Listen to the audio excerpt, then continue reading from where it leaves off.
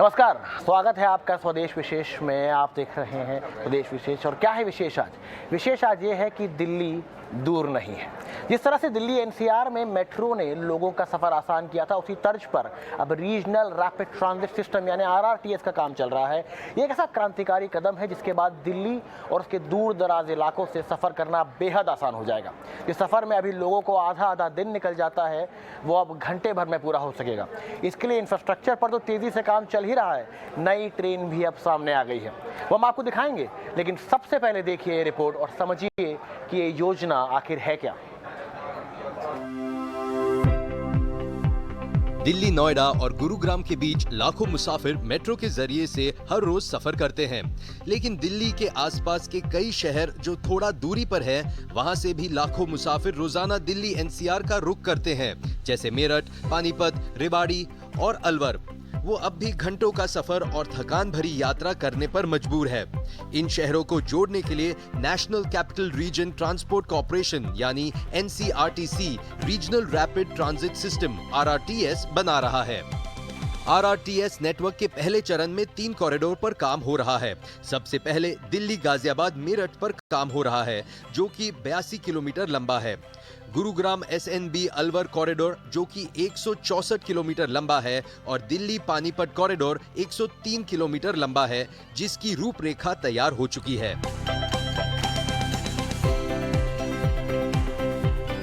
RRTS के लिए rapid train Gujarat के बोम्बार्डियर सावेली कोच फैक्ट्री में बनाया जा रहा है। इसमें 2 तरह की ट्रेन होंगी। 9 कोच वाली बोगी की क्षमता 2200 यात्रियों की है, जिसमें खड़े और बैठकर सफर कर सकेंगे। 6 कोच वाली बोगी में सीटिंग कैपेसिटी 1466 है। ट्रायल रन के लिए ये ट्रेन सेट इसी साल आने वाले हैं। दिल्ली गाजियाबाद मेट्रो कॉरिडोर में 25 स्टेशन पड़ेंगे। फेज 1 के तहत दिल्ली में करीब 14 किलोमीटर हिस्सा पड़ता है, जिसमें 4 किलोमीटर अंडरग्राउंड है। जंगपुरा से ट्रेन शुरू होगी, जो सराय काले खां, न्यू अशोकनगर, आनंद विहार साहिबाबाद और गाजियाबाद जैसे स्टेशन पड़ेंगे। आनंद विहार स्टेशन अंडरग्राउंड ही बनेगा। पहले चरण में जब रैपिड रेल चलनी शुरू हो जाएगी तो दिल्ली और मेरठ के बीच घंटे भर में पूरी की जा सकेगी। इसके बाद दिल्ली गुरुग्राम एसएनबी अलवर कॉरिडोर हरियाणा और राजस्थान के इंडस्ट्रियल एरिया से होकर गुजरेगा। इसका फायदा उन लोगों को मिलेगा जो दिल्ली गुरुग्राम से होते हुए मानेसर, बवाल और नीमराना जाते हैं। इसको 3 हिस्सों में बनाया जाएगा। पहले फेज में सराय काले खां से ट्रेन शुरू होकर INA, Munirka, Aerocity, Rajiv Chowk, Manesar, Rewari होते हुए एसएनबी यानी शाहजहांपुर, नीमराना और बहरोर जाएगी। दूसरे फेज में ये शाहजहांपुर से सोतानाला और तीसरे फेज में ये सोतानाला से अलवर की ओर जाएगी। तीसरा कॉरिडोर दिल्ली पानीपत कॉरिडोर है, जिसमें 17 स्टेशन पड़ेंगे, जो सराय काले खां से शुरू होकर इंद्रप्रस्थ, कश्मीरी गेट, बुराडी क्रॉसिंग, कुंडली, मूर्थल होते हुए पानीपत पहुंचेगी। Regional rapid transit system RRTS का काम तेजी से चल रहा है। उम्मीद की जा रही है कि पहले चरण को अगले साल मार्च में शुरू कर दिया जाएगा। दावा किया जा रहा है कि इस सिस्टम में ट्रेन की स्पीड 180 किलोमीटर प्रति घंटा होगी और औसत स्पीड 100 किलोमीटर प्रति घंटा रहेगी। इसका फायदा उन यात्रियों को ज्यादा होगा जो रोजाना दिल्ली गुरुग्राम के चक्कर लगाते हैं और इस यात्रा में उनका घंटों वक्त बर्बाद होता है। इसका फायदा दिल्ली एनसीआर के सड़क यातायात पर भी पड़ेगा। कॉरिडोर पर ट्रैफिक ट्रांसफर होगा तो सड़क से बोझ भी घटेगा, साथ ही वातावरण को फायदा होगा वो अलग। ईटी नाउ स्वदेश। चलिए, अब आपने ट्रेन की कुछ झलकियां तो हमारी इस रिपोर्ट पे देख ली, लेकिन तब भी आपके मन में होगा कि दिखती कैसी है ये ट्रेन। तो ये इस ट्रेन की सारी झलकियों के साथ कैसी है ये ट्रेन, दिखती कैसी है, सबके साथ हमारे जो संवाददाता हैं समीर दीक्षित वो मौजूद हैं इस रिपोर्ट के साथ। देखिए ये report. Rapid rail transport system की ट्रेन की पहली झलक ये आपके सामने है। बॉम्बार्डियर इसको बना रही है और आने वाले समय में 2023 में जब ये पहले सेक्शन पे दौड़नी शुरू होगी और उसके बाद 2025 के बाद जब ये पूरे 82 किलोमीटर के ट्रैक पे दौड़ेगी तो ये आपकी यात्रा अनुभव को सुखद बनाएगी।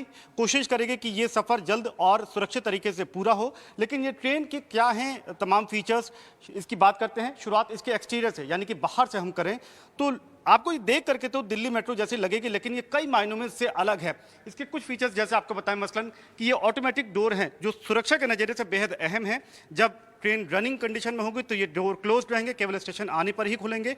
ऑटोमेटिक डोर की ये एक बड़ी खासियत। इसके अलावा जो आप ये सिग्नलिंग का यहाँ पर देख रहे हैं, तो जब ये डोर ओपन होगा यहाँ पर रेड लाइट ब्लिंक करेगी, या आप स्पीकर का जो एक छोटा सा पोर्शन यहाँ पर आप देख रहे हैं, यहाँ पे अगर कोई अनाउंसमेंट होना है तो वो इसके जरिए वो सुविधा यहाँ पर दी गई है। एक और बड़ी खास बात जो सबसे पहले आपको यहाँ पर अगर आप देखें तो पूरी ट्रेन की एक झलक में वो जो आपको अट्रैक्ट करेगी, आकर्षित करेगी, वो है इसके ये बड़े और चौड़े विंडो फ्रेम्स, जिससे फायदा ये है कि जब आप सफर कर रहे होंगे तो भीतर बैठ के जब आप बाहर का नज़ारा देखेंगे तो आपका जो एक्सपीरियंस है वो काफ़ी बेहतर हो पाएगा। एक पैनोरामिक व्यू आपको यहाँ पर कंप्लीट मिलेगा। इसके अलावा पूरे ट्रेन पर इस तरीके की एनसीईआरटीसी की ब्रांडिंग होगी, यानी कि आपको ये फ़र्क पता चल पाएगा कि जो ट्रेन पे आप सफ़र कर रही हैं वो एनसीईआरटीसी का यहाँ पर ट्रेन दिया गया है। एल्युमिनियम बॉडी ये ट्रेन है, स्टील और एल्युमिनियम का एक कॉम्बिनेशन है। और आप इस तरीके से देखें तो ये जिस तरीके से डोर क्लोज्ड है ऐसे ही ये रहेगा। तो मेट्रो सिस्टम में एक बेहतर सुविधा या फीचर इसमें शामिल होता है।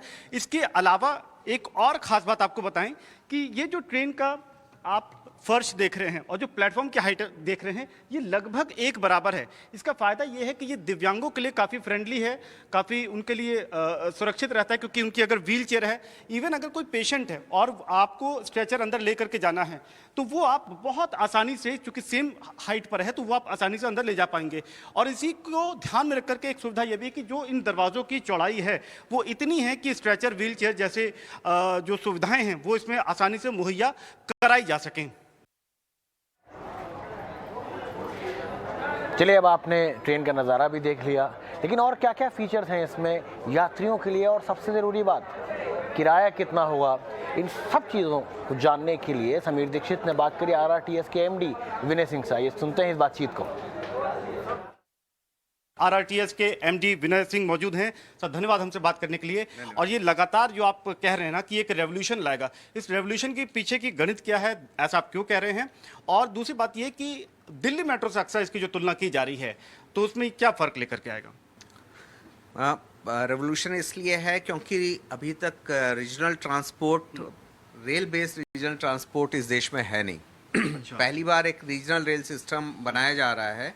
एनसीआर ट्रांसपोर्ट कॉरपोरेशन इसको इम्प्लीमेंट कर रहा है और इसमें 3 कॉरिडोर हैं जो कि पहले हम लोग बना रहे हैं, जिसका इम्प्लीमेंटेशन हो रहा है, जिसमें से आज आप दोहाई डिपो में हैं जो कि दिल्ली मेरठ कॉरिडोर का बेस डिपो है।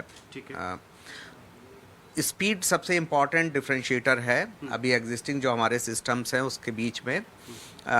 इसकी जो डिज़ाइन स्पीड है रीजनल रेल की वो 180 किलोमीटर प्रति घंटा है और जो पीक स्पीड है वो 160 ऑपरेशनल स्पीड होगी।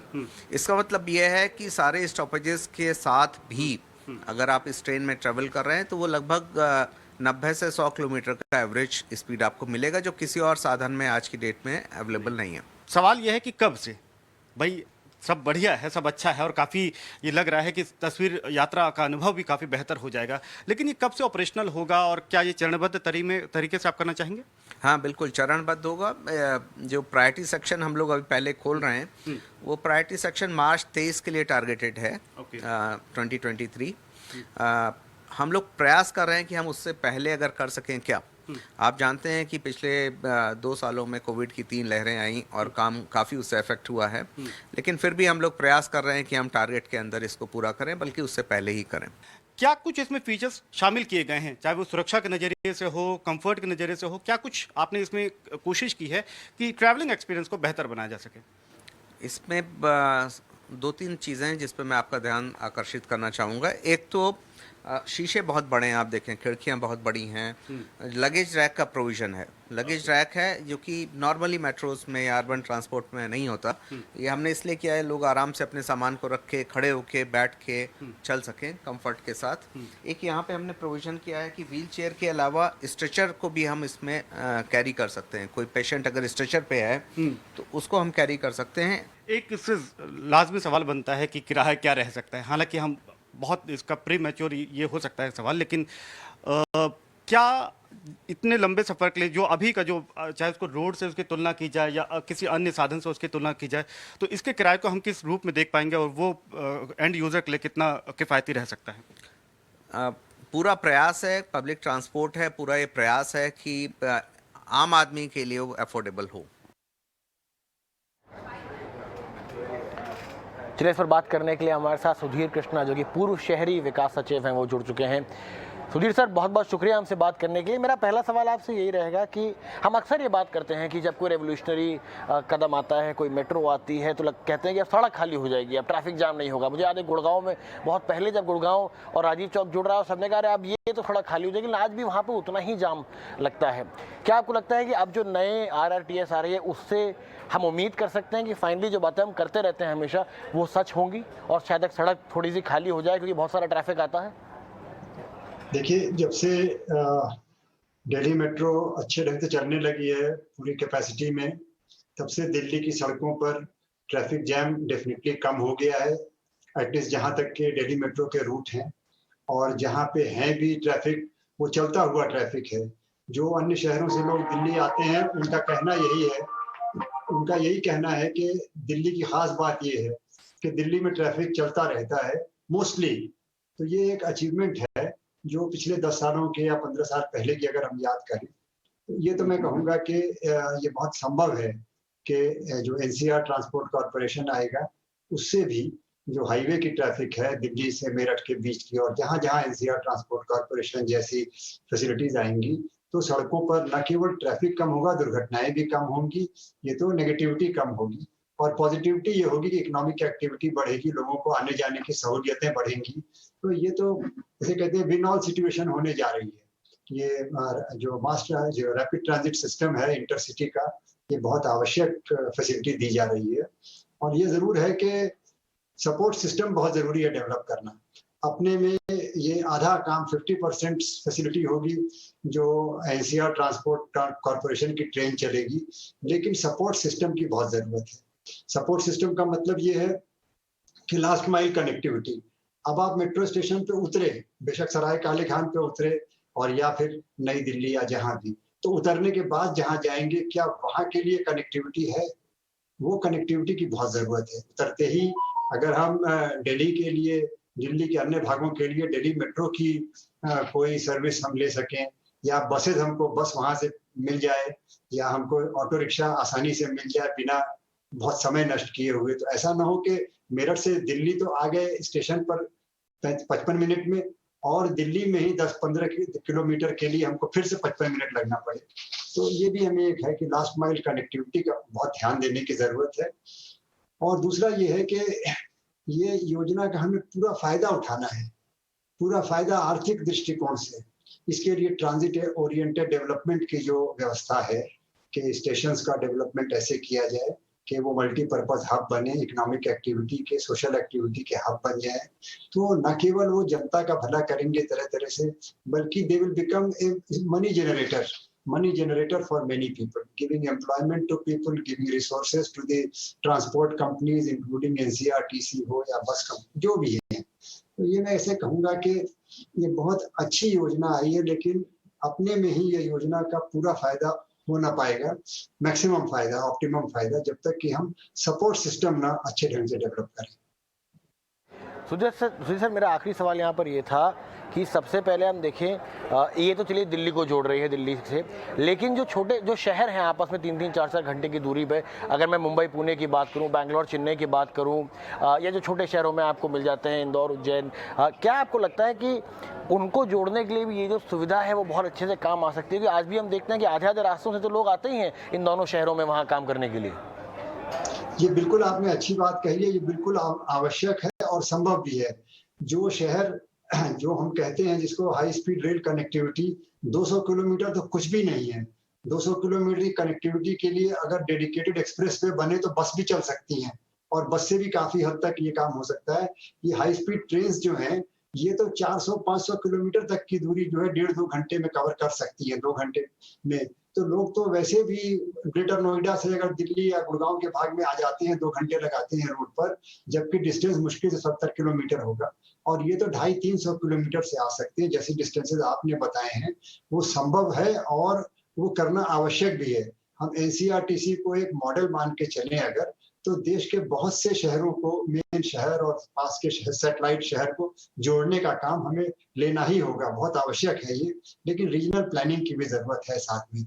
रीजनल प्लानिंग, रीजनल डेवलपमेंट, ये सब करते हुए तब करेंगे तब हमको उसका पूरा फायदा होगा। बहुत बहुत शुक्रिया सुधीर सर हमारे साथ जुड़ने के लिए और हमें इस बारे में और जानकारी देने के लिए। चलिए, ये भी एक बदलते और बढ़ते भारत की एक तस्वीर है, जैसे कि हम क्या PTNow स्वदेश में भी कहते हैं, बदलो बढ़ो देश के साथ।